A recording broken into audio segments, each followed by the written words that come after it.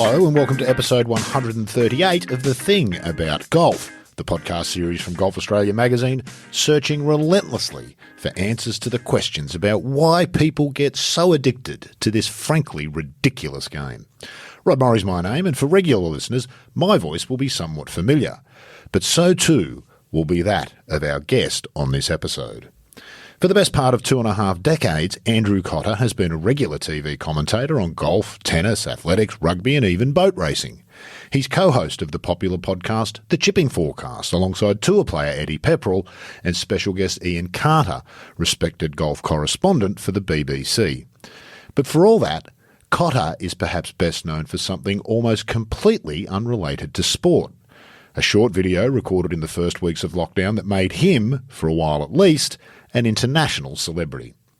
There's a link to that video in the show notes, and I'm about to play the audio. If you're not one of the more than 3 million people who've seen this on YouTube, it is 90 seconds of Cotter commentating on feeding his dogs. Well, how fitting that it should come down to these two.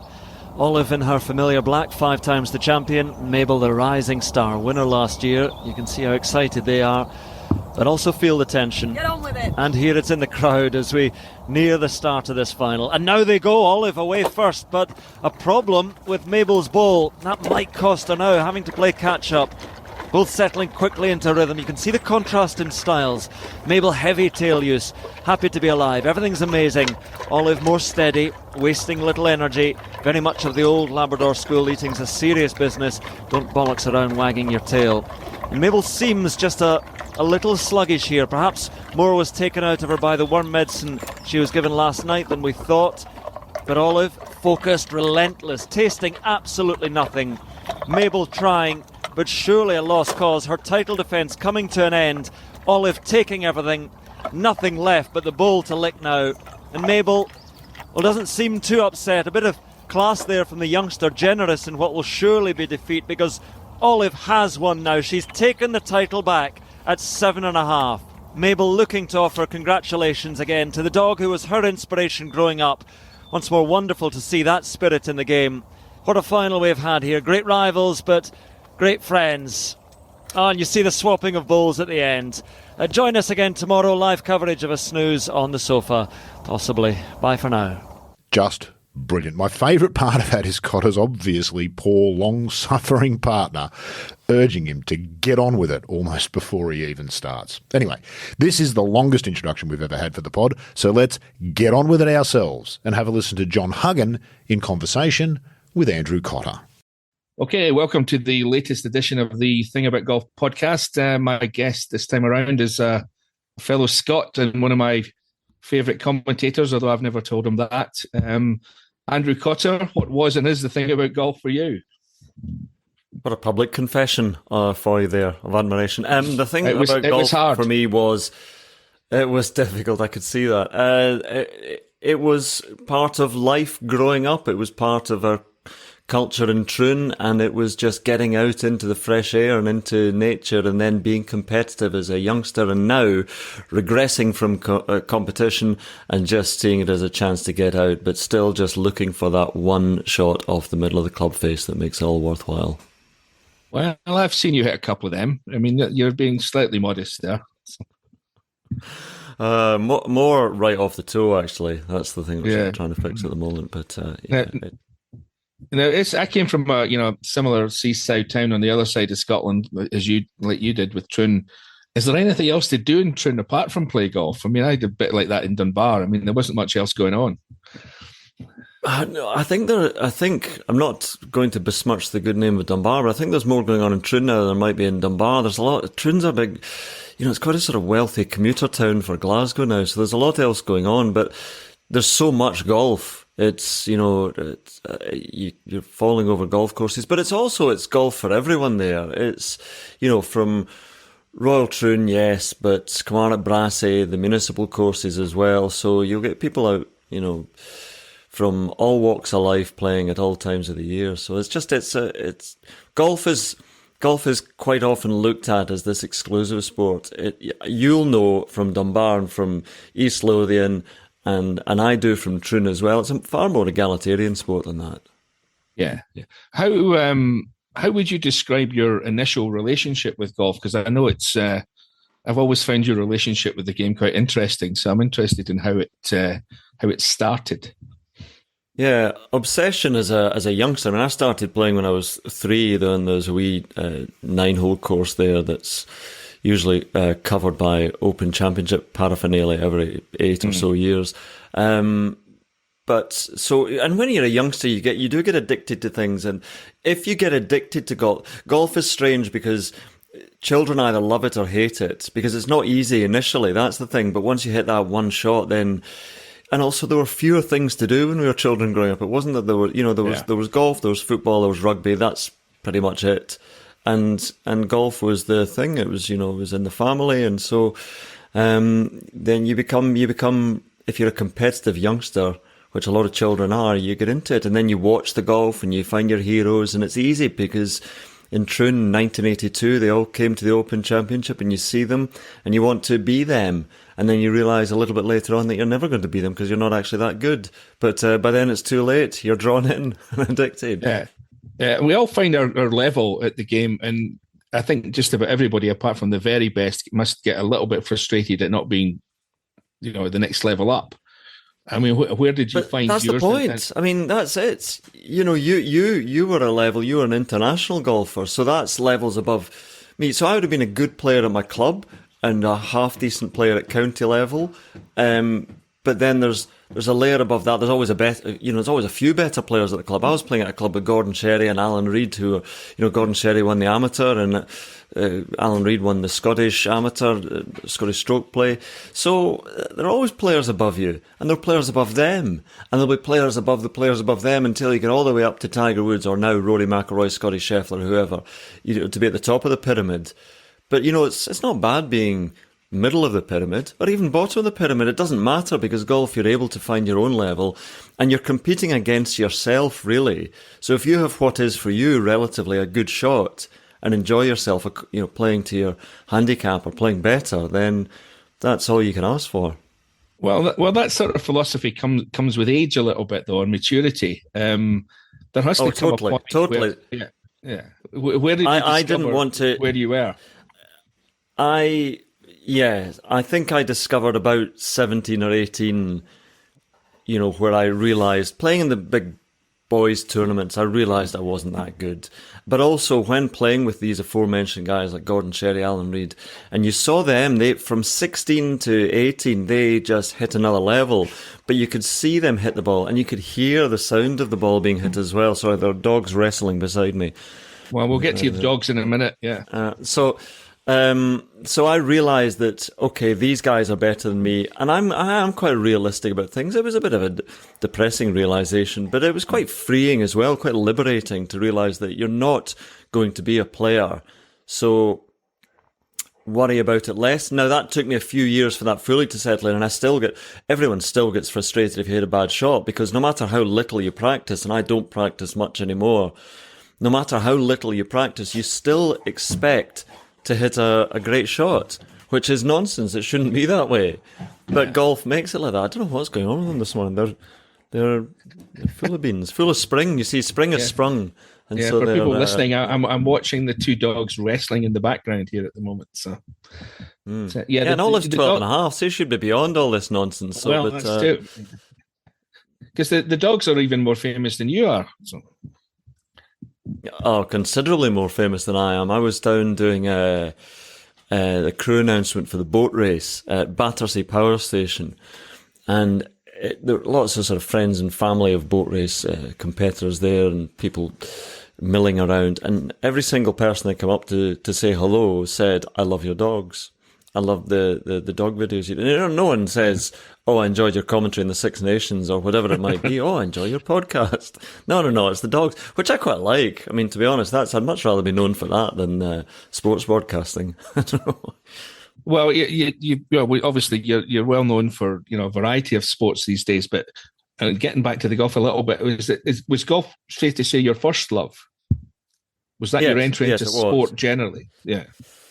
Well, it was golf and rugby, really, because they were both. I went for a news job at a local radio station up in Scotland, but they said, well, the news job's gone, but I see you have lots of sport on your CV, because I had golf on my CV. I'd played once for Scottish schoolboys and lost comfortably to England, and I was there at university. I played golf. So, but also rugby was on my CV. My grandfather played a couple of times for Scotland. So those two sports were the sort of the early pillars of my sports broadcasting.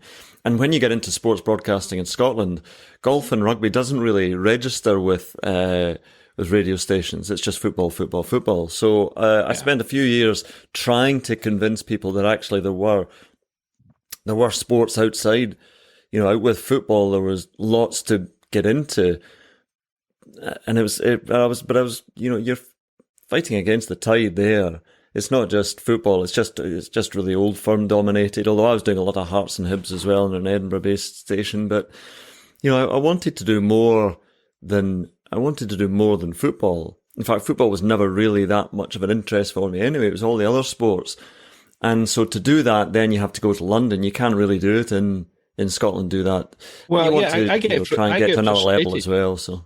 Yeah, I think I share your frustration with that. I mean, I listen to the football dominates the radio, certainly in Scotland, and there's very little golf, which I think is a huge opportunity missed for Radio Scotland and whoever else that wants to pick it up and run with it, because there's a huge audience out there in Scotland, certainly, and where this is Golf Australia production, this podcast, and certainly the same in Australia.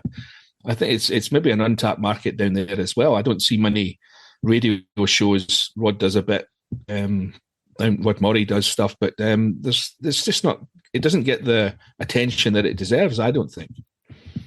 No, but also interesting the comparisons with Australia. A relatively small population, much bigger than about 4 times the population of Scotland, but in sporting terms, achieve largely a lot more, but that's climate based as well. If you wanted, I remember trying to practice for the Scottish boys, which was habitually in March or April, and trying to practice over the winter in Scotland was nigh on impossible. It was just, the facilities, the weather was so bad and there weren't the facilities in terms of ranges. I think that, it's a bit better now, but, you were really sort of on your own against everything else and the elements. But then look at Andy Murray in tennis, because you can't say that Scotland would have been a system or a climate or a culture to produce the world's best tennis player, which he became for a while.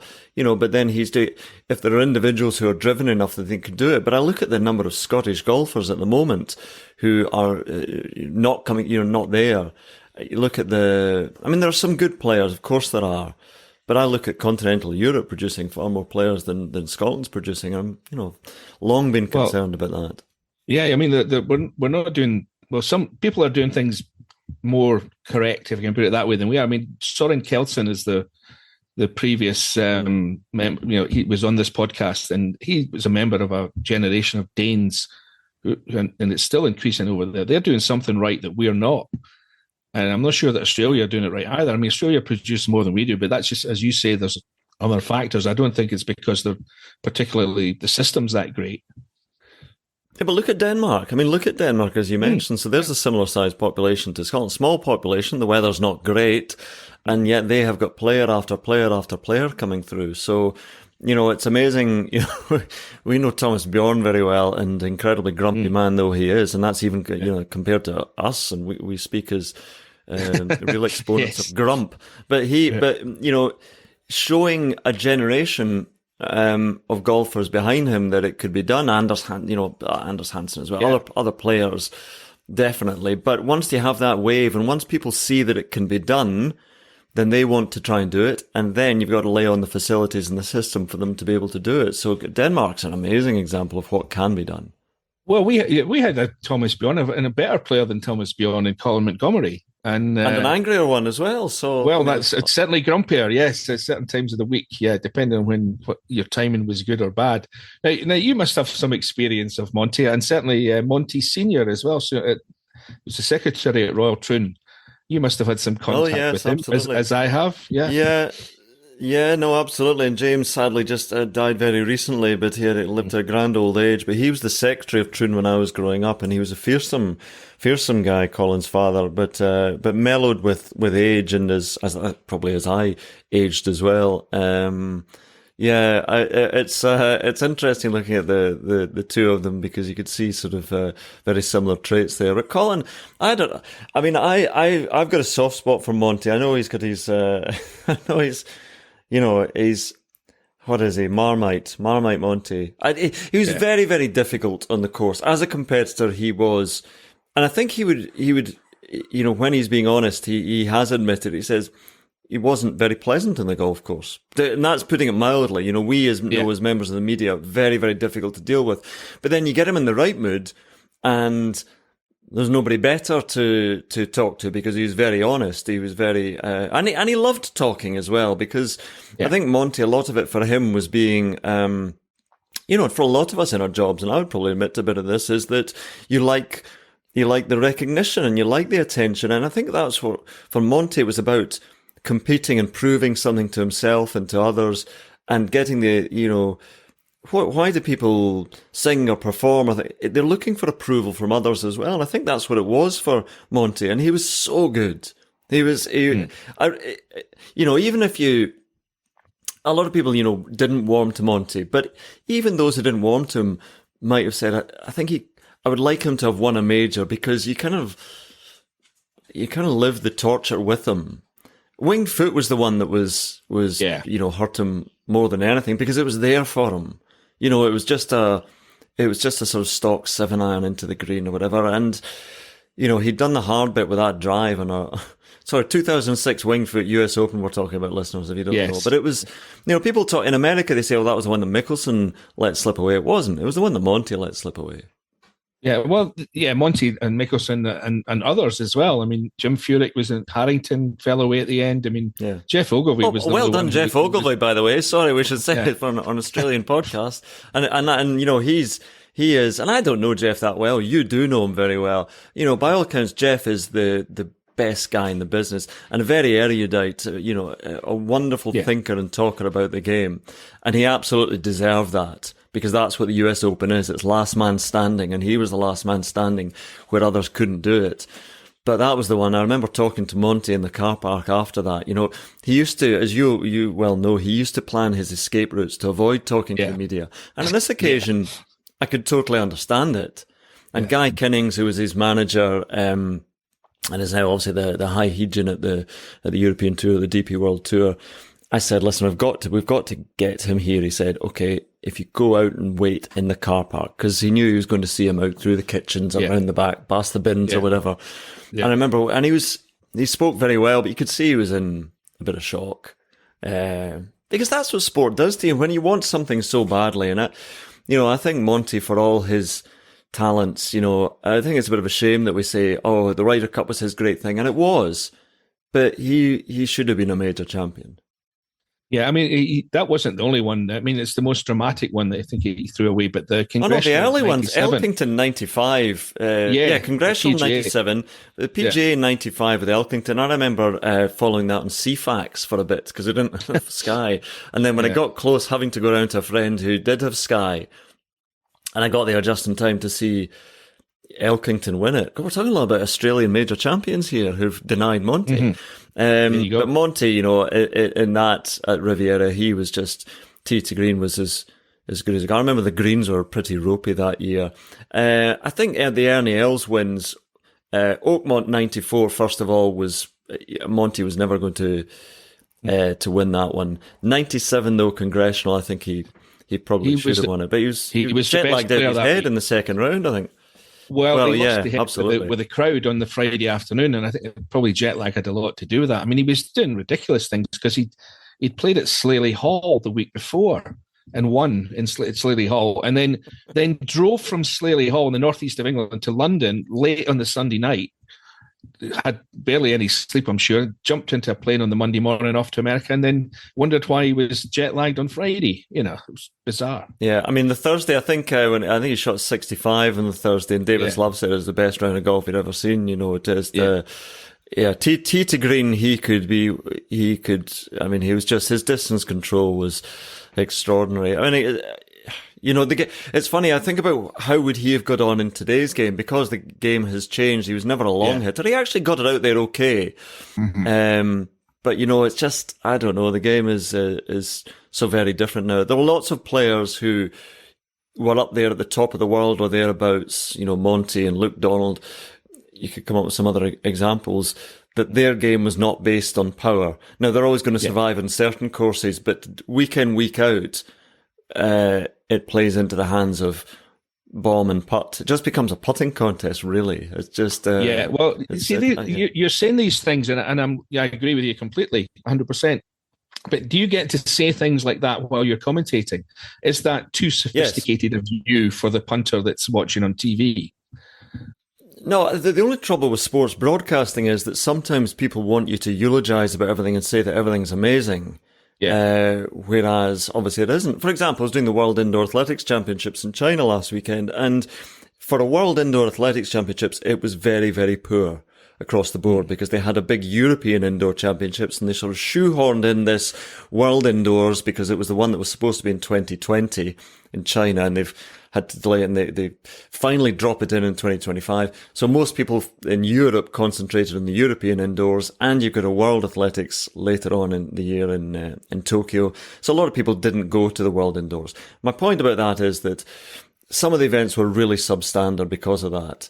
And I think you should be able to say, this is not a great event. Because then when the great events do happen, you recognise them. They're able to stand out against some of the draws. But we can't say that everything's amazing in sport all the time, because it just becomes white noise that nobody listens to or pays attention to. And too much, hyperbole is really painful to listen to. But that's what people want. But then in the golf, it's the same. That's the thing in golf. You should be able to say, this is not...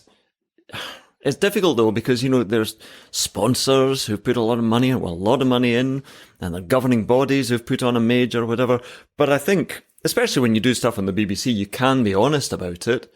Mm-hmm. I suppose the one place that you would be careful is the Masters, which has had some amazing tournaments, but you've got to be very careful to make sure that...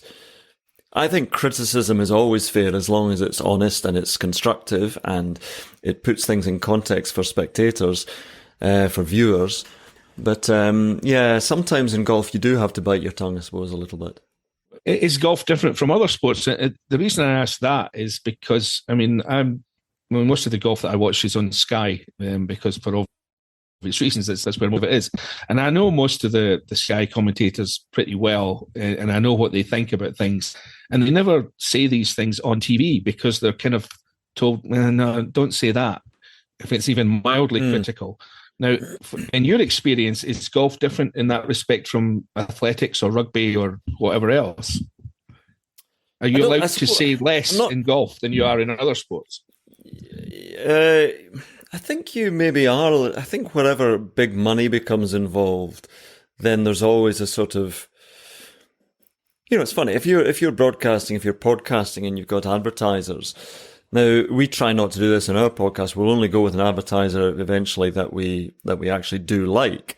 But quite often people will be advertising things that they don't really believe in, but they say it because they're being paid. So similarly, if you're doing commentary and you're being paid to do it, but also that the event is being supported by big sponsors, that there is a lot of money coming in, then there will be not overt pressure. No one ever mentions anything to you, but you're just aware of, we don't go full out on criticizing things. That's just the nature of the world and the nature of business. And golf is business as much as it is sport. So I would like to think that we're as honest as we can be. But then when you are working, so at the BBC, I think you probably could be, although you'd be worried about rights being lost. But if you're working on Sky, there probably would be a little bit of pressure because it's it's a commercial organisation. So, of course, there's going to be a bit of pressure. Yeah, it's always intrigued me, for want of a better word, that they employ people with obvious expertise and knowledge and experience in the game,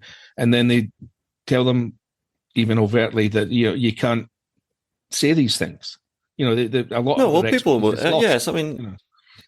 yeah, but that's in all walks of life. People would be afraid of rocking the boat, and I would be the same. You know, we've all got our own thoughts that we'll express to each other, and I would chat to you about things that you're not going to say on air because it's just not going to end well. So I think we like to be as honest as possible, but total honesty is never a good thing. There's a lesson for the kids out there. No, but it's not. Yeah. No one is completely honest in life. Right? You know, look at Jim Carrey and Liar Liar. If you went around telling the absolute truth to everyone all day, every day, you'd soon be a social pariah living in. I mean, even somewhere. with journalism, you know, you can't be 100% honest because there's laws there to protect the guilty, for one thing. That's part of the problem. But anyway, just to finish off that kind of area of conversation is, do you approach golf differently than the other sports that you do? I suppose I approach golf a little bit differently because no matter how sort of keen a runner I am and dabble in tennis and you know, I love rugby, golf is the one where I've been immersed in it my whole life. And so I do have quite a decent residual knowledge, but also in my head, if not in my hands, I have the ability to play the game. So I know what people are trying to do. But at the same time, I, as a sort of lead commentator, this is where the lines become blurred in broadcasting, is that you have to detach yourself as a lead commentator from offering any expertise in how they're trying to play the shot or what they're trying to do here. You know, I would leave that to Ken Brown or if whoever, you know, you're working alongside as an ex-player. They've actually been there and done it, so they know what it feels like to be there. So I would leave that. I would defer to them in that regard. But I think in general, in terms of the approach in sports golf broadcasting is very different to rugby broadcasting because it's a totally different pace. Similarly, athletics, very different pace, very different feel to it, very different cadence. My one wish, and it is a wish that will never be granted, it is, again, me standing against the tide, is that people would say less in golf commentary. Yeah. But that's never going to happen. Yeah. I love the silences. I love hearing the event, but you're never going to ever... It's just a talking competition. Yeah. Was Peter Allis your favourite? I mean, he and Johnny Miller were the two ex-players, if you like, and I've said this before on podcasts, that I think the reason that they became as great as they were, and very different as they were, but they were both great, is that they stopped thinking of themselves as ex-players and became broadcasters. Exactly. So, and the key thing about Peter Allis was, and people would have their views on Peter Allis again, and they would say, "Oh, he's a stuffy old dinosaur." He was brilliant. He was brilliant because he was an observer of what was on the screen in front of him, and his timing was perfect. So he's not sitting there going, "Right, I've got all these facts and stats about everything." That was, you know, he didn't have that. He relied on others to add that as the punctuation for things. What he was doing is he was watching what the viewer was watching at home. And he was observing with a pace and a cadence and a timing and those pauses and those silences. And that's why it was his commentary was such a beautiful accompaniment to the pictures. That's what you've got to do as a TV commentator. You're not smothering the pictures by gabbling all over it and just getting your stats and facts out and, oh, they've said something, so I'll better say something and fill this gap now. No, that silence is there for a reason. It's to let the pictures breathe. It's to let the viewer enjoy the event. And actually, just look at the pictures. Look at what's happening in front of you and commentate on that. And sometimes your commentary will be adding no more than an expression, an audible expression, whatever it is. But I think I do get frustrated with that. But I'm not. I'm old school. I realise now that I'm old school, and that's not taught anymore, and that isn't passed down from editors to say, actually, can you just let this breathe? I think in American TV they do, incidentally, because I'll watch the CBS coverage of the Masters when I'm over there, and Jim Nantz, is a wonderfully accomplished broadcaster. He knows the power of a silence, and I think their editors do as well. And I don't think, it used to be that American television was just constant chat, and that came over to the UK. Now I just see the UK as just, it's just chat, and just take a pause. Is it as simple or as difficult as just you watching it, as your lifetime in golf, observing golf, playing golf, and just basically saying what's going through your head? I mean, if you start to think about that, you could almost get in your own way, of course. But it's just to be natural. I think, is it as simple as that? And it is. Yeah, no, I think I think that is a very pertinent point. Is being natural, because I think a lot of people have an idea in their head of what a sports broadcaster sounds like. So they're, look at that, what a goal. And it's just this sound of an Alan Partridge type sports broadcaster in their head. Whereas if you're just yourself in conversation, I always bring up the example of a guy, John Murray, who does BBC Radio football commentary, actually does the golf as well. He's been to the Masters for many years, and the Open and the Ryder Cup. And he is, when he's on air, just as he is off air. Natural, engaging, wonderful timing, great sense of humour and knowledge, and all those things. But that's just him. He doesn't go, right, the mic's on, I'm now a sports broadcaster, hear me roar. I just want sound like this yeah. Well, exactly. And listen, I'm sure there's far less of it than I imagine there is in my head, but you're right, especially in golf commentary and maybe cricket commentary as well, which are long, slow, test match commentary, long, slow, drawn out things. I think you do have to have that just conversational, natural feeling to things, because it would just be jarring if it were otherwise. Is there anybody that you've even instinctively tried to copy to an extent? I mean, you don't want to copy anybody, really. You never become as good as you can be. I never think by trying to copy somebody else at anything. Certainly that's true in golf. I mean, all the guys who've become the best player in the world, none of them have ever done it by copying what somebody else has done. They've done it their own way. Is it the same in commentary? Yeah, I don't think you never ape anybody, because then you'll just end up sounding. If I started doing the sort of homespun borders phrases that Bill McLaren used to do in rugby, you just sound silly. I'm a very different person from a very different part of Scotland. So you've got to be yourself. But what you do is, I think in watching sport, like I grew up watching Bill McLaren in rugby and Peter in golf. And so you're taking in, unwittingly, you're taking in a lot of that just by osmosis, just by watching them. You're taking in a little bit of that timing and that sound of things. But then you have to deliver it in your own way. And also you have to use your own personality and humour when necessary. And I would, absolutely try and do that. But yeah, when I was sitting alongside Peter commentating, timing is everything. And I've got it wrong a lot of times over the years in terms of, because golf in the exciting moments, I would try and get, not try and get excited. I get excited, and the drama of this deserves some whoa commentary. Yeah.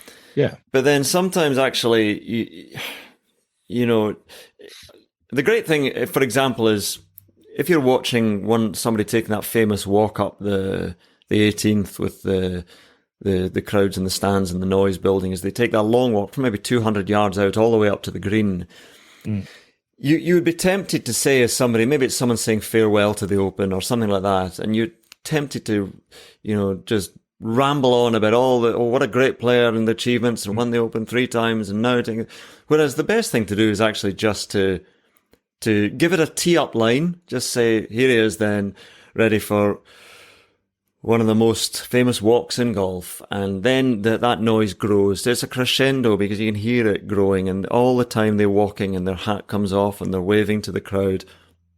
Don't say anything there, and then just a line as they arrive on the green and the sound just dies away of the applause and they're picking up the ball, marking their ball or whatever. Then you say, well, there we are. He's a popular man. Or, it's just, Peter was always great at having that one pithy line that summed up everything in just that one moment, that one line that other people would try and sum up in 20 sentences and 5 minutes of chat. So I think that would be something I certainly learned from him. Yeah, I think he probably learned at the feet of the master in Henry Longhurst. I mean, I think I've told this little story on here before, but I hope the listeners will forgive me. But the just about the best piece of golf commentary I think I've ever heard in my life was Longhurst years ago. Brian Barnes is playing the road hole at St Andrews, and he's just come up short left in 2, and he's got that awkward, trying to putt it round the Woodhull bunker and up and over the hill and, all the rest of it. And Longhurst sets it up by saying, and if he's not too careful, he very well could putt into the bunker. Silence. So Barnes goes through his routine, eventually hits it up, gets right to the brow of the hill, and then back into the bunker. And there's a few seconds more of silence, and all Longhurst said was, "Ah, well, there we are." That said everything. And that's, but commentary nowadays would be, as the ball goes up and reaches the top, it would start to roll back, and people go, "Oh no, here it goes! Oh no, it's going in! Oh no, it's going in the bank! Oh no!" Whereas that just kills things to me. Because everybody is living the drama of that moment, and that silent roll back into the bunker should be silent. Or just the crowd going, "Oh," and the swell of the groans from the crowd. That's, crowd noise is commentary, event noise is commentary. I remember doing, the Garcia Rose showdown at the Masters, and commentating with, I was in actually at that time, just at that time that Garcia came to the 15th. I was in with Paul Azinger right beside me, because he used to commentate with us on the BBC when we were doing it live. And he stands over the second shot, and the second, this is everything here, the second shot to the 15th. And so you just tee it up. I think he was only hitting in a 7 or an 8 iron, Garcia. You tee it up, Garcia, then 7 iron, going for it. I can't remember what I said. It was some nonsense line, but it was a short line just to tee it up, because you can hear the sort of anticipation from the crowd. You can hear the buzz and just that noise of the event. Now that creates the tension there as he regrips and settles over it and waggles. Yeah. And as I stop commentating and put my mic down, Paul alongside me, bless him, because he's coming from a different sort of school of thought whereby okay, there's a window here for me to nip in and say something. And I thought, no, anything you say here is going to snap that tension, just destroy it. So I I slammed my arm out, which you don't do it, no. But I just went no, with my hand saying no. And so he went, oh, but because nothing he could have said there, however informed he is, the man who's been there and done it in majors, however informed he is, nothing he could have said there would have added to the tension or drama of that moment. But I don't think, again, that message is being passed down editorially. But again, maybe I'm old school. Maybe people do want noise. Well, yeah, it's all about context and things. I whisper this, but I was never a huge Bill McLaren fan. He had a wonderful voice, and he had, as you commented there, he had some great pithy phrases. But for me, there was almost too much of that. And if some big ruck had taken, a big fight had broken out, which was far more common back in the day in rugby than it is now. Argy. And he would go, it was a wee bit of fisticuffs there. And I'm sitting there thinking, Bill, if those guys did that in the street, they'd be in the jail. He just sort of... When he was commentating, it was positively encouraged when he was commentating. So yeah, well, he sort of brushed over everything.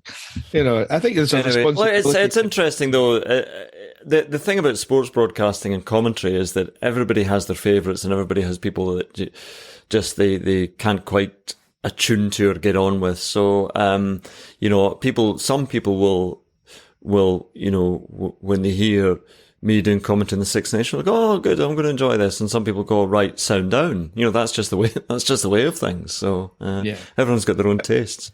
How about interviewing, which is a slightly different thing from commentary? You've done a fair bit of that as well, I'm sure. Who are your favourites and least favourites? I've got a list of mine I could probably trot out, but people are far more interested in hearing what you've got to say. Golfers could be difficult because golfers are precious, because golfers are highly paid, and when the contrast between that and interviewing rugby players because they're not highly paid, because even some of them are reasonably well paid now, but it's a different stratosphere for golf. Yeah. And rugby players have that, almost every single one of them to a man or woman is willing to chat and friendly, whereas in golf, I find a lot of them quite difficult, as if they're doing you, not a lot of them actually. I would say a lot of them. Sorry, I'm gonna double down on that. No, I would say a lot of them. Listen, there are a lot of them who are fantastic, absolutely fantastic, and absolutely really enjoyed it, and would give you the time of day, whatever they had shot, which is not easy. I get that, but some of them would always be. I don't know if you added up the amount of time you've spent waiting for golfers in your life. It's probably, for me, it probably comes to a cumulative 3 or 4 years of my life has been spent waiting for golfers. Yeah, I'd be more just than waiting that. around the back of clubhouses or on practice grounds, just waiting on rain, just waiting. And, because, I'll get you, I'm just going to go and have some lunch and then I'll get you afterwards. All right, fine, I'll wait here. I think they believe that you just magically appear when they appear and that you haven't been waiting there for an hour for them. So, listen, golfers it's an individual sport. It is full of some quite large egos, which I think you have to compete in golf. You have to have this belief that you are the best. And also they will be surrounded by people who are telling them, because it's in their interest to tell the golfer that they are fantastic, to keep their confidence on a high. So managers, etc., and coaches and psychologists, they're all feeding these egos, which were probably quite large as teenagers who are very good anyway. So I'm trying not to have a go at golfers here. I'm just trying to explain. I understand where they're coming from and how they've been created. But I always appreciated guys like Ian Poulter. So recent years going to live. Fine, some criticism for that. But I always found him fantastic because he would always give you time for an interview. Always. Whatever he'd shot, he might roll his eyes a bit. But he would always chat to you and would always give you, honest stuff. That's why Rory McIlroy, now Rory's had to rein it in a bit, but he would always, I say always, listen, after bad rounds recently, he hasn't at the US Open, he didn't, but I remember speaking to him after some, capitulations at majors, and he would do it. I think sometimes it's also, managers don't necessarily make life easy. If you can get to the player themselves, then it's okay. But the managers provide this wall of this steel around them. Well, they say no and then think about it. Yeah. Their immediate reaction is always no. I remember a golfer saying who had had a sort of rapid rise to the top, and he was very personable, and he is still. But I remember him saying, as looking for an interview, he said, walk with me. And it was to do the interview on the walk. And I knew that was no good. That was no good at all. So I said, no, don't worry about it. It's fine. And you could see him going, as if, you don't want the honour of speaking to me? I would say no, because I didn't say this to him, but I'm just, thinking, no, of course not, because I'm not going to be trailing after you. Also, I've got a bit of some sort of sense of pride as well. I don't see anybody, whoever you interview, as better. They're better at golf, but I never see anybody as, they're just human beings to talk to.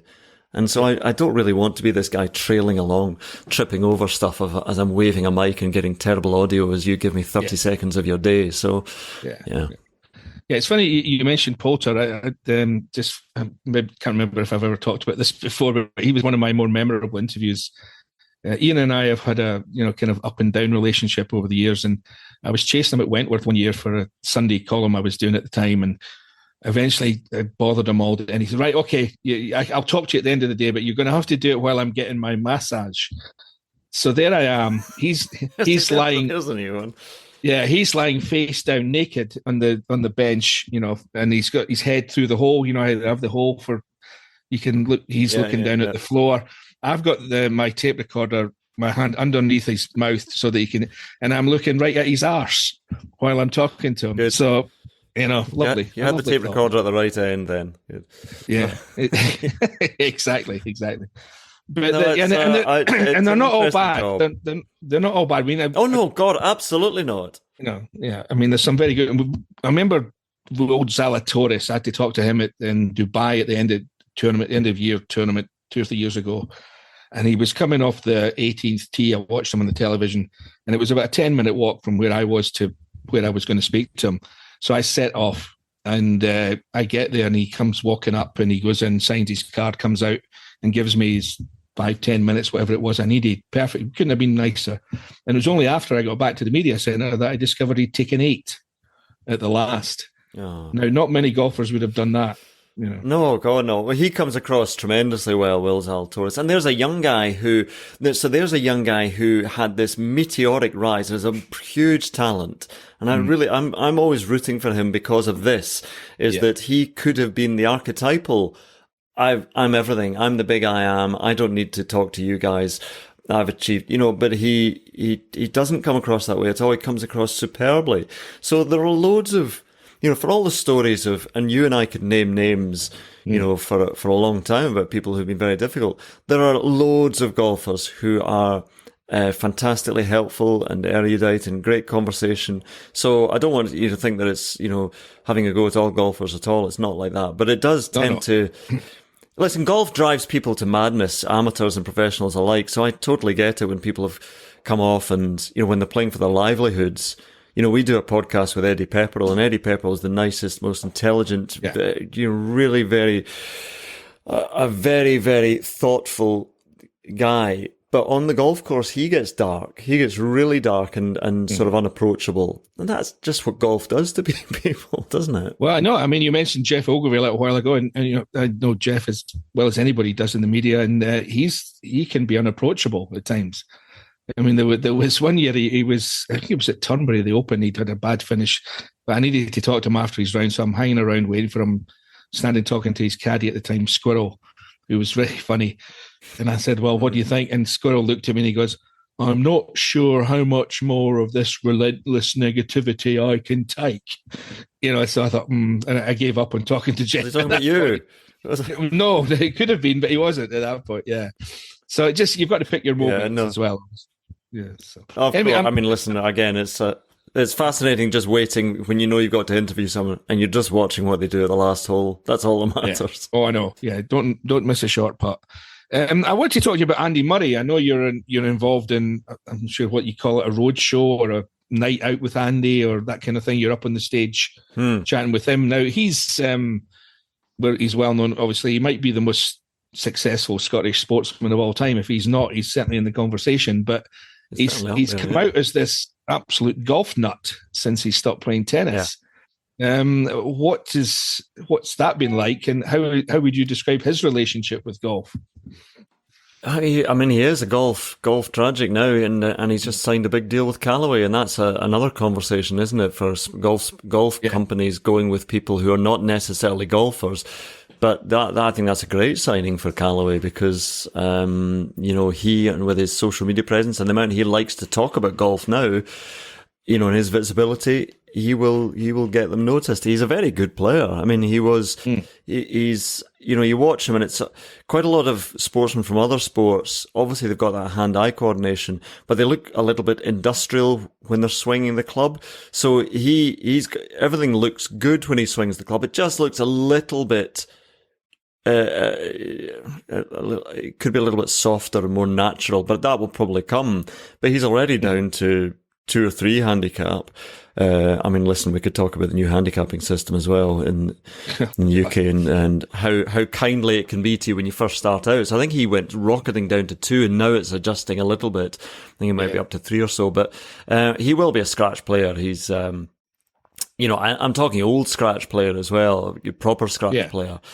Because he's too talented, but he's also too keen. He's so keen on it, and he's just going to play golf. That's going to fill his poor wife Kim, who thought that when he retired, you're going to see more of him looking after their 4 children, and he's off on the golf course or he's coaching Novak Djokovic. So, that'll be an interesting one for him to sort out, because the time-consuming nature of golf is something to take into consideration. But I played a few holes and I went down to have a chat with him about this tour and played with him. And he hits a proper golf ball. Yeah, again, the sound of it, the trajectory of it as well. He's going to be. He was getting frustrated though, missing. This is playing with me. It doesn't matter at all. And he'd miss a 4-foot putt or something like that, and you could see him almost wanting to turn to his player's box and berate somebody himself and them and the world for missing this puck. So that is obviously, that's his nature is still uber competitive, and he's going to take that into golf. So I wouldn't be surprised if you see him playing in in some amateur events. And well, is he going to be able to if he's got a deal with Callaway? Is he going to be able to play an amateur? Well, I didn't. That's what I was thinking. He probably won't be able to, but they'll come up with some sort of. You know what they have in America right now, these content creator classics where they play. Yeah. So there'll be some sort of tournaments that he'll end up playing in, not just, pro-ams. There'll be some sort of format of golf in the future as yet undiscovered, the TikTokers Open Championship or something like that.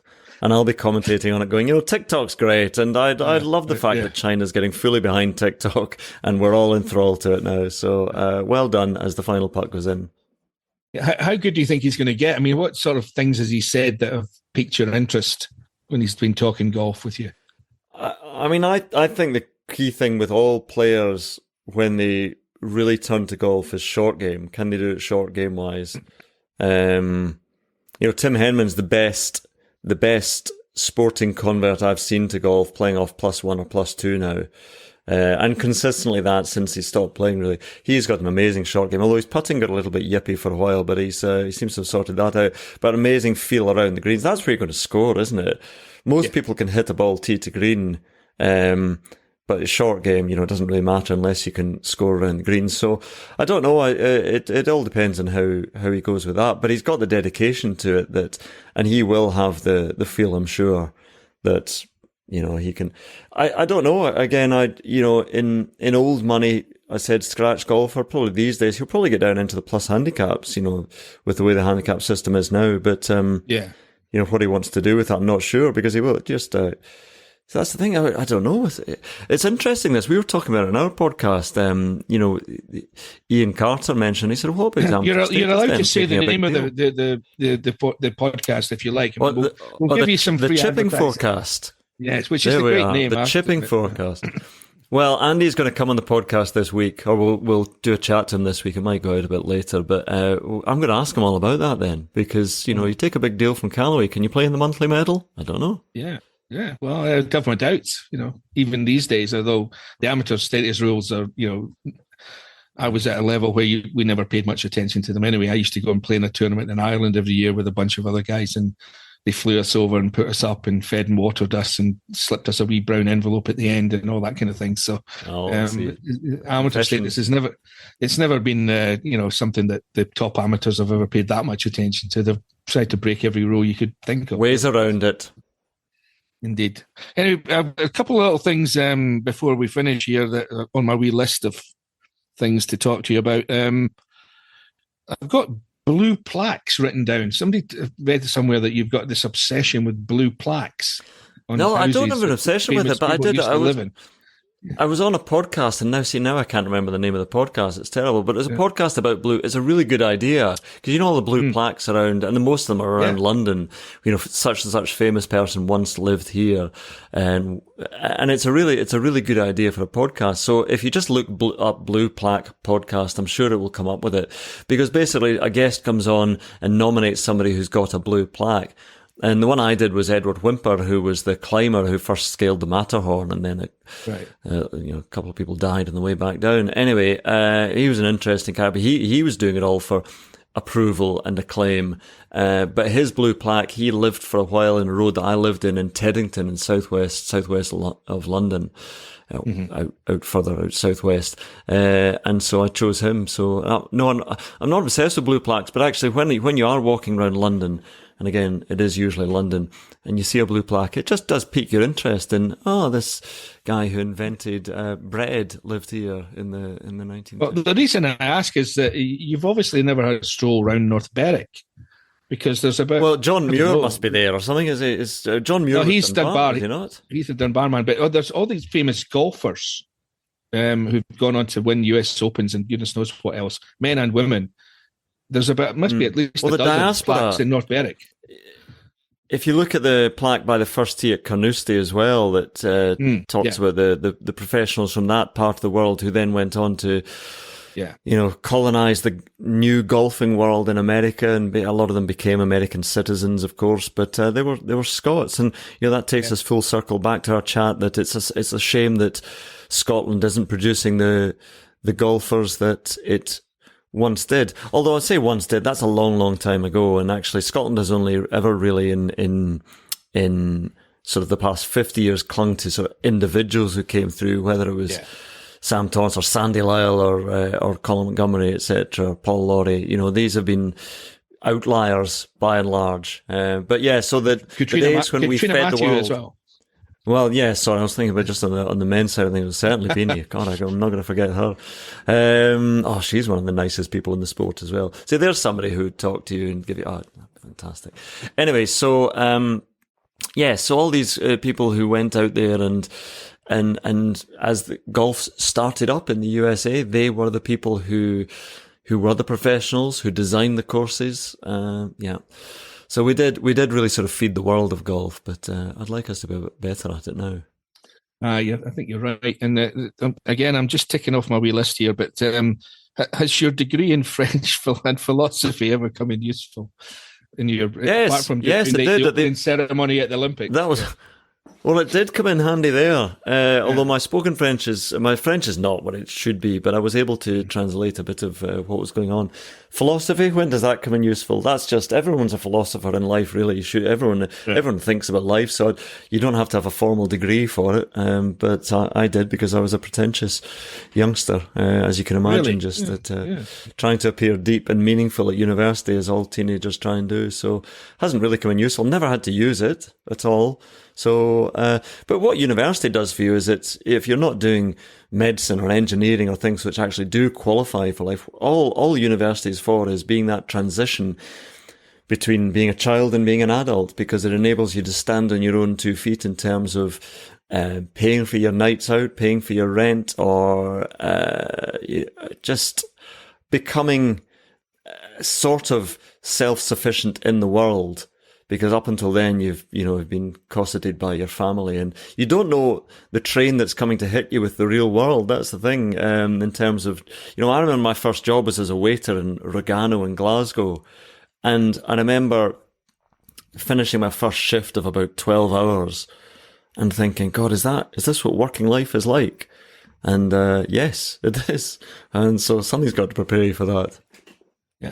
Have you the transition between childhood and adulthood is interesting, and given what you do now, I mean, it's not something that you would want to do fully, I don't think. I mean, the enthusiasm of childhood is something that you should bring to sports commentary. Yeah, but the enthusiasm of childhood slips away in all aspects of life. I think the enthusiasm, the energy, the drive you have in your 20s when you're going to go out and conquer the world and you're going to do this and you have all this ambition.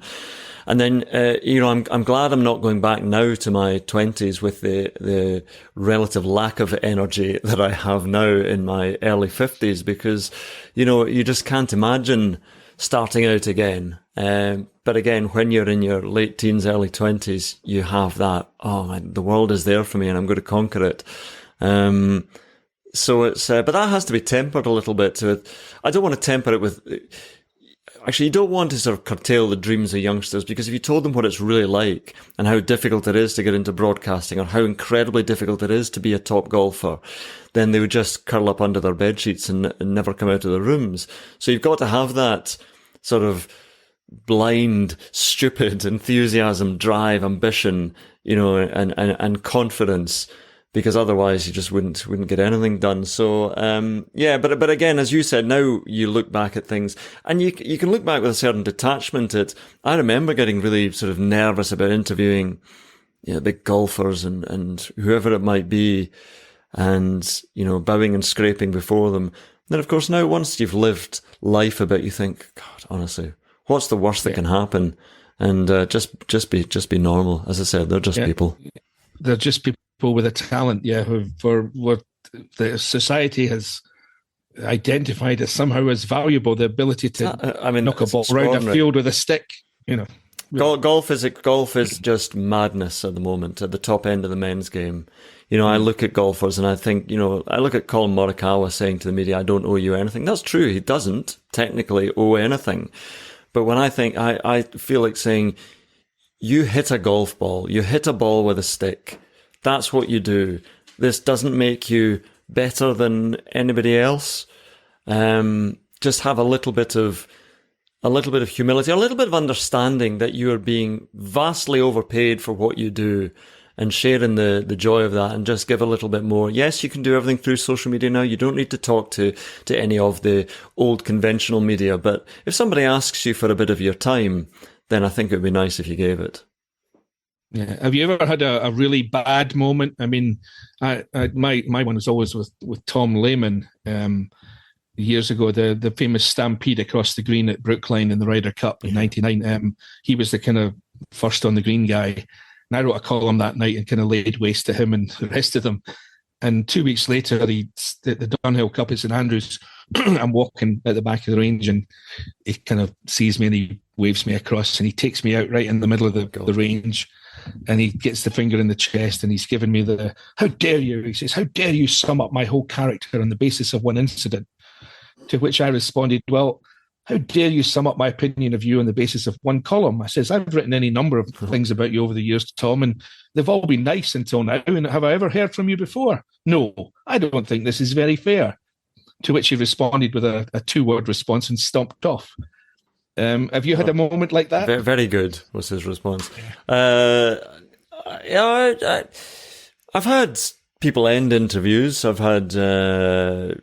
I've had people be monosyllabic and not really into it. Listen, I get it. Again, I'm not going to be too critical of people who are because and that's the thing. When I have a go at Colin Morikawa, I'm sort of contradicting myself here by saying that, you've got to, I suppose, listen, you never know what's going on in a person's head or in their life, though, I suppose. That's the one thing, one caveat I would add, that, I find myself down and angry, as most people do, a lot of the time. And, if somebody asked me for an interview at that moment, I probably wouldn't be up for it. So I suppose there's always got to be some level of understanding. But I think generally speaking, in golf at the moment, there's a lack of awareness of how fortunate they are. And that's why I love it when I hear McIlroy saying, we're overpaid.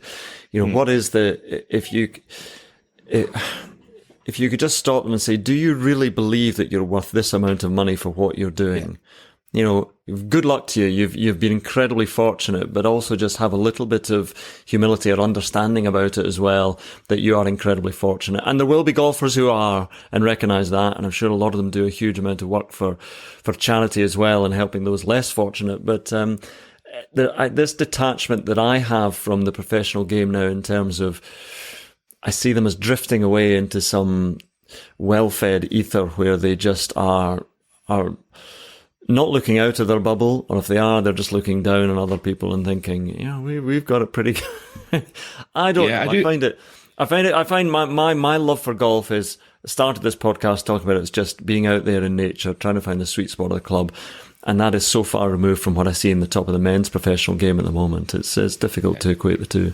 Yeah, I think I agree with Paul McGinley, who I listened to on the television during the Players. He was talking about how he doesn't think that history is going to be too kind to this generation of leading players because of the money aspect. I don't think history is going to be too kind to any of this time in the development of the human species. Imagine 100 years' time, they're looking back and going, what on earth was going on there? So golf will be probably just lost in the whole tidal wave of, there was a lot of nonsense going on there. But yeah, I think he's absolutely right there, Paul. I don't think... we look back and say, talk about the inequity of when professionals were actually too far the other way. They were getting nothing. They were working in the pro shops. They were the servants of the club, and yet they had to come out and play top tour events as well. And now things have just gone so far the other direction. There'll be a correction, John. Maybe not in our lifetime, but there we are. Well, if I was you, I'd just stick to the dogs. So. Stick to dogs. That's my ethos for life. Just talk to dogs, and not to people, except for yourself, obviously, and all the listeners. Well, of this obviously, podcast. Yes, I've got to go and walk the dogs now, John. I was drawing it to a close before you got to that point. But thank you for your time. I always enjoy talking to you. I hope you do the same, and I'll see you down the road some point. See you down the road somewhere at a golf event, waiting for a golfer. Yes, exactly. You and I both. What an interesting and interested man Andrew Cotter seems to be. I hope you enjoyed that chat as much as I did, and that indeed it has encouraged you, if you haven't already, to hit the follow button in your preferred podcast app and make sure that you never miss an episode.